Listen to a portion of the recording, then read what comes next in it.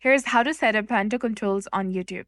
Hey guys, welcome back to our channel. So in this video, we'll be talking about setting up your parental controls on your YouTube application or your YouTube account.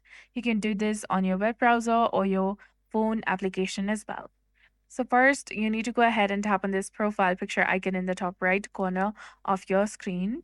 Now from the menu that appears, you need to go ahead and tap on Setting. Go to the section of your account, and there you'll see the section of Family Center that is between Google account and membership.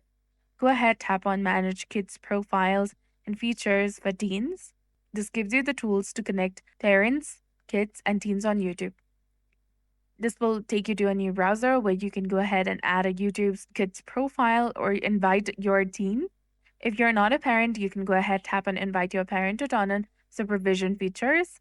If you are, go ahead, tap on Add a YouTube Kids profile, scroll all the way down, agree to the terms and conditions, and enter your password over here. Go ahead, add and supervise your kids' activity on YouTube. So that's it for this video. I hope you found this helpful. If you did, please like, share, and subscribe. Thanks for watching.